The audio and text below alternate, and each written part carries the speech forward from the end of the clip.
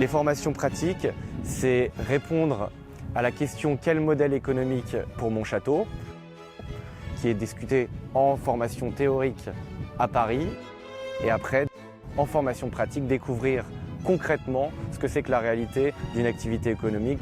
Je possède une propriété fin 17e, début 18e, dans laquelle historiquement se sont déroulés des tas de mariages. Et je suis à un moment où je recherche des idées, ayant la volonté de la faire revivre, cette propriété.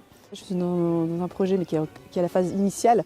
Donc avant de me lancer, voilà, je viens écouter, me former. C'est un des objectifs de Rennes de Château. Et écouter justement les erreurs à ne pas faire.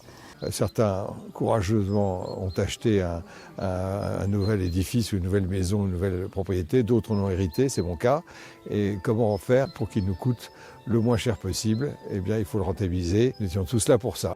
Les formations pratiques, c'est visiter des espaces, poser des questions très concrètes sur l'exploitation liée à ces espaces, que ce soit les draps, est-ce qu'on fait les lits avant d'arriver ou pas, votre organisation de salle de mariage, espace traiteur, comment vous faites, pourquoi vous avez choisi de le faire comme ça. Je suis propriétaire du château de Pommet, dans la Sologne bourbonnaise, à côté de Moulins, dans l'Allier. Et j'ai un château du 17e. Mon but, c'est justement de trouver une solution, un modèle économique qui me permettrait de le valoriser, de le conserver, puis ensuite de l'ouvrir également et de partager le patrimoine avec du public.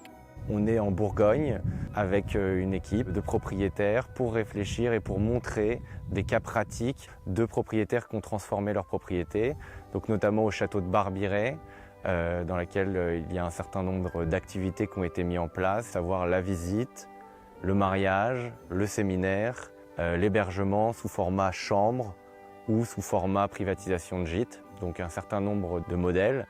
Ça vaut vraiment le coup. C'est un exercice extrêmement concret. C'est-à-dire qu'on a visité tout ce qui avait été réalisé.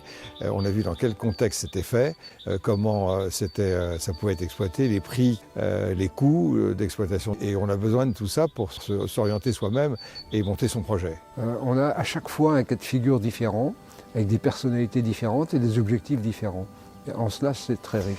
Et à partir de là, je cherche à me faire une idée pour déterminer une voie qui pourrait être la mienne. Et puis on a été aussi découvrir le château d'Entre-deux-Monts, en Bourgogne également, où il y a une activité de mariage uniquement qui a été mise en place. Dans ces moments de séminaire, de formation, on a plein de belles expériences à échanger. C'est très satisfaisant de pouvoir en parler, pouvoir voir qu'on n'est pas tout seul à mener ce combat de préservation et de développement.